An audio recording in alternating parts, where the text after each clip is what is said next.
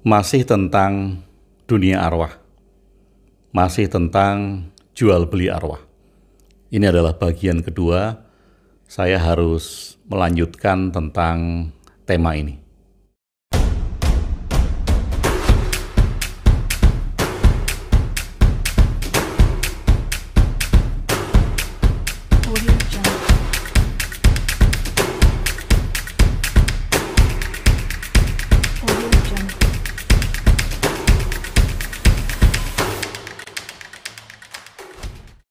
Sahabat Bahtera, kemarin kita sudah bicara banyak tentang ego state, tentang kateksis, dan juga tentang introjet. Pada intinya bukan hanya kepada boneka ya, bukan hanya kepada sesuatu yang mirip manusia, tetapi apapun juga, bisa berupa keris, bisa berupa benda, kalung misalnya. Kalau kita bisa memberikan atensi kepada kalung, kateksisnya jalan, kemudian ada introjet di dalam kalung itu. Apapun juga, bahkan sesuatu yang tidak tampak yang kita anggap ada. Pendamping kita contoh, atau yang kita sebut sebagai khodam. Sama saja. Jadi sesuatu hal yang kita berikan atensi terus-menerus, ada aliran atensi di sana, ada aliran energi, itu merupakan kateksis, dan akan lahir introjet. Introjet itu adalah sosok.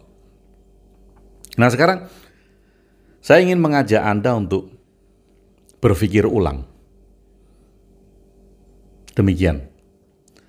Kalau kita meyakini, ya kalau Anda meyakini bahwa dunia arwah itu merupakan dunia yang tidak dibatasi oleh sekat ruang, tidak dibatasi oleh sekat waktu.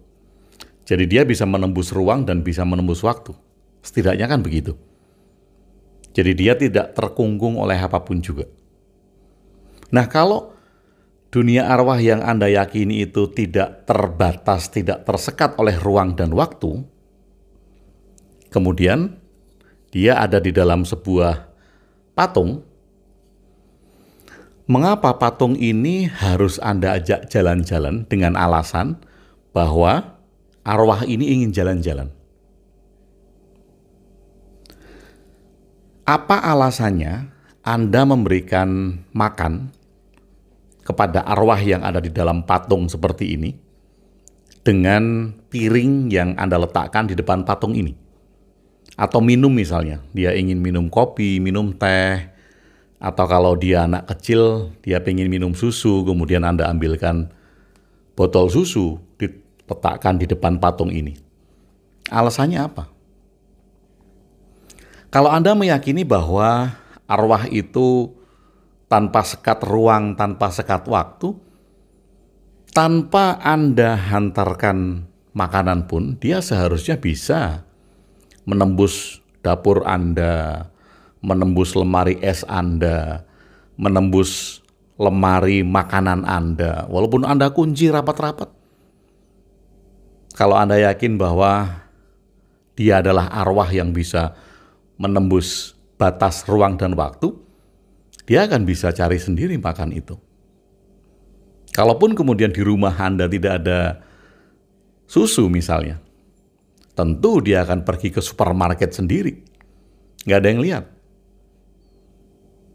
Kalau dia ingin makanan yang enak sesuai selera dia, tentu kemudian karena tidak terbatasi oleh ruang dan waktu, dia akan bisa berjalan mencari makan sesuka dia sendiri. Mengapa Anda menyuguhkan makanan, minuman, seperti layaknya manusia hidup?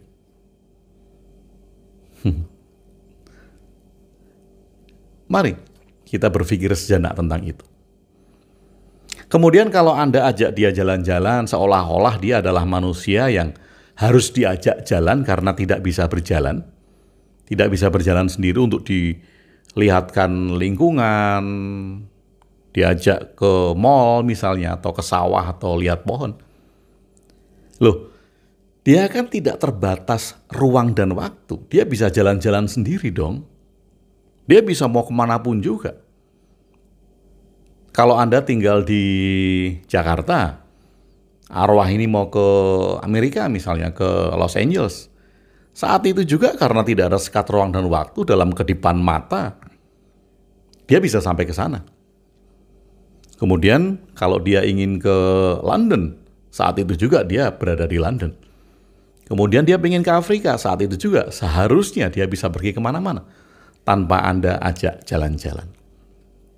Nah, karena fenomena itu, maka kita harus bertanya kepada diri kita sendiri, mengapa ini terjadi? Ada beberapa kasus yang pernah saya baca menarik ini di salah satu harian Australia. Saya lupa tahunnya, kalau tidak salah sebelum tahun 2000. Saat itu saya sedang ke Sydney dan ada satu berita menarik yang saya baca. Beritanya tentang para psikologi, yaitu kalau di sini adalah paranormal gitu. Tetapi menarik karena itu sains sekali. Ada sebuah kasus di sebuah rumah, rumahnya juga bukan rumah angker. Tetangganya banyak. Tetapi rumah itu kalau malam di dapur itu terdengar suara-suara, bahkan kemudian pisau bergeser, piring juga bergeser. Bapak dan ibunya ini punya anak ya, anaknya 2. Bapak dan ibunya berpikir bahwa ada ghost, ada hantu di rumah itu. Sehingga dia harus memanggil para psikologi atau paranormal di sana. Tetapi paranormalnya di sana, yang saya baca saat itu, bagus. Mempunyai cara pandang yang bagus untuk melihat segala sesuatu dari hal-hal yang mungkin dulu. Dari hal-hal yang logis dulu. Dari sesuatu yang bersifat psikologi yang mungkin bisa ditimbulkan. Nah, kemudian ditelitilah rumah tersebut. Mereka punya alat pendeteksi gelombang magnet, elektromagnetik, kemudian ada alat-alat lain yang mendeteksi frekuensi-frekuensi yang mungkin sangat halus atau sangat kecil frekuensinya. Nah, kemudian dari hasil penelitian itu ditemukan, ini menarik bagi saya, para psikologi itu mengatakan bahwa ini bukan ghost. Ini adalah mind power, kekuatan pikiran. Oh, kekuatan pikiran dari mana? Ternyata anak yang paling kecil, seorang laki-laki, itu menderita kecemasan yang sangat. Mungkin ada trauma-trauma yang pernah dialami, tapi masih kecil, belum ada 7 tahun saat itu kalau tidak salah saya. Dia mengalami kecemasan yang sangat, ketakutan yang sangat. Kalau menjelang malam hari, di luar sudah gelap, kemudian lampu sudah mulai dimatikan sama orang tuanya, itu timbul kecemasan, bahkan ketakutan yang sangat. Kecemasan dan ketakutan yang sangat ini ternyata, menurut penelitian itu, membangkitkan sebuah gelombang otak. Kan? Kecemasan dan ketakutan yang sangat itu membangkitkan gelombang otak si anak kecil ini yang bisa mempengaruhi hal-hal yang di sekitar rumah itu. Atau kalau dalam bahasa paranormalnya terjadi fenomena psikokinesis. Tapi ini tidak semua hal atau pikiran bisa melakukan hal ini. Ini tentu ada beberapa hal yang harus terpenuhi untuk terjadinya seperti ini. Tetapi paling tidak kesimpulan itu menarik, bahwa itu bukan ghost, itu bukan arwah, itu bukan hantu. Itu adalah kecemasan yang sangat dari si anak kecil ini, ketakutan yang sangat, sehingga bisa menimbulkan atau membangkitkan gelombang elektromagnetik di dalam pikirannya yang mempengaruhi sekitarnya. Nah, mungkin kita tidak pernah terfikir hal-hal yang demikian. Apakah di keluarga kita ada satu orang yang mempunyai kecemasan yang sangat, ketakutan yang sangat, kekhawatiran yang sangat, sehingga mungkin itu bisa mempengaruhi. Bukan mempengaruhi barang, kalau tidak ada barang yang bergerak sendiri ya, tapi bisa mempengaruhi pikiran-pikiran orang lain di dalam satu keluarga tersebut. Kalau mempengaruhi beberapa anggota keluarga atau bahkan kemudian itu menular, satu keluarga mempunyai kecemasan yang sama, ketakutan yang sama. Ini seperti diamplify. Pikiran kita seperti diberikan booster untuk menciptakan sebuah gelombang yang lebih besar. Nah, kita tidak pernah berpikir seperti itu. Nah, kemudian mari kita lihat bersama-sama. Kalau seseorang belum mempunyai anak, kalau seseorang belum mempunyai anak, otomatis dia punya harapan. Dia punya harapan untuk mempunyai anak. Kalau harapan itu tidak bisa dia ekspresikan di dunia nyata, contoh kalau dia kemudian melihat anak kecil itu sangat desire, keinginannya itu meluap-luap. Tetapi dia malu kalau dilihat tetangga-tetangganya, kalau dia mengungkapkan sebuah desire atau keinginan terdalam terhadap anak kecil itu sangat meluap.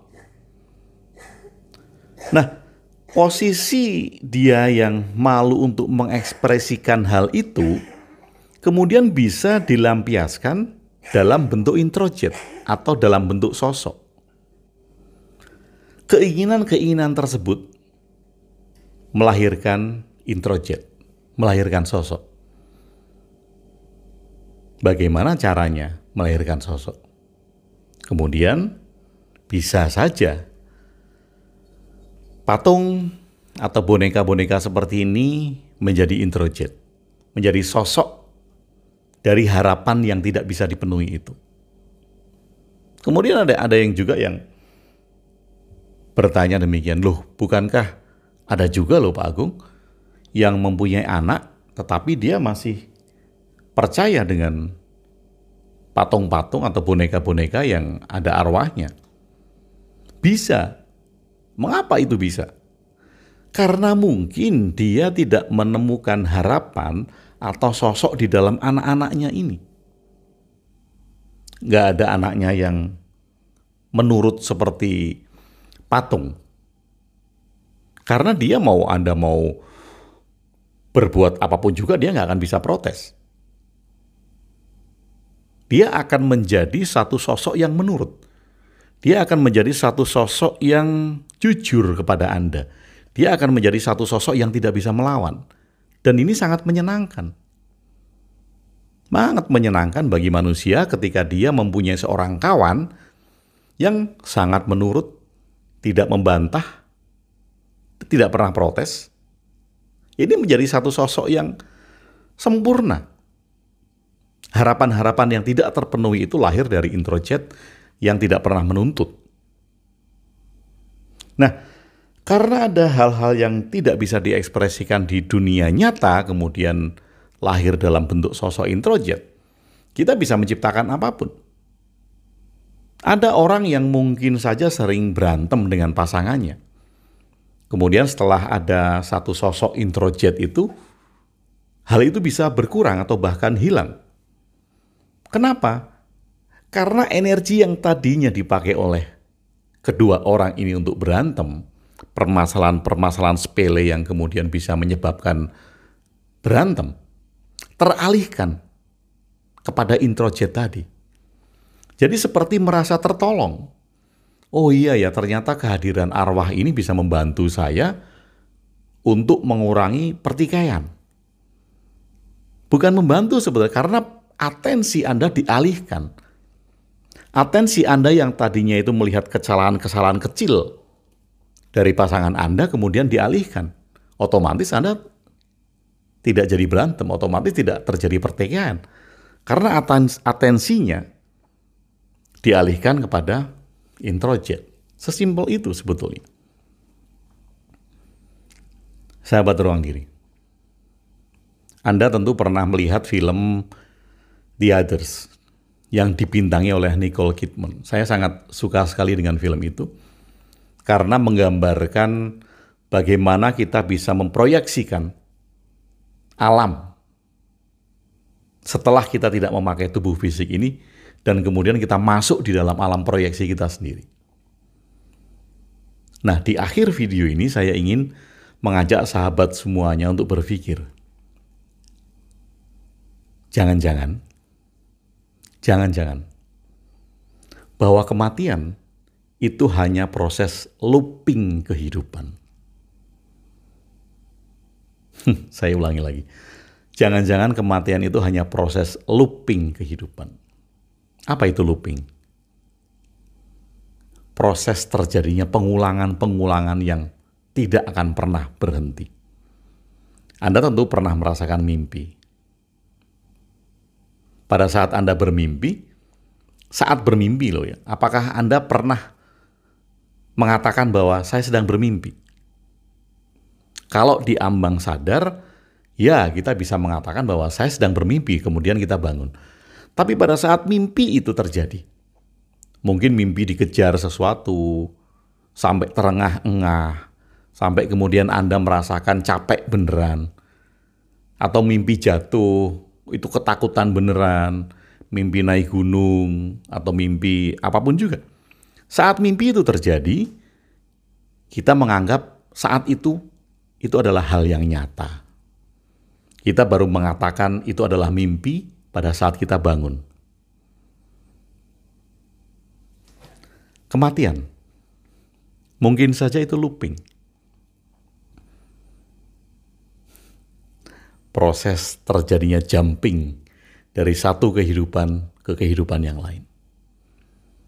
Kalau kita menyaksikan teman kita, kerabat kita, saudara kita meninggal, kita mengatakan bahwa orang itu meninggal. Karena itu sudut pandang kita yang masih hidup. Tetapi bagi yang mati, bagi yang meninggal, mungkin saja dia tidak merasakan meninggal. Dia tidak mengatakan dia sedang meninggal. Karena looping. Pada saat seluruh sistem saraf kita shutdown, nafas kita berhenti, jangan-jangan kita jumping ke dalam kehidupan yang baru, di mana kita tidak ingat bahwa kita pernah hidup sebelumnya.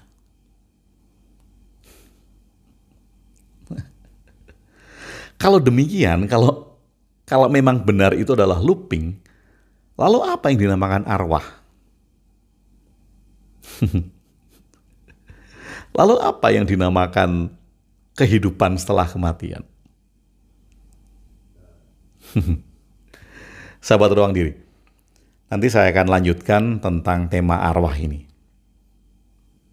Mudah-mudahan ini bermanfaat. Terima kasih sudah bersama saya Agung WP di Ruang Diri. Salam cinta dan bahagia.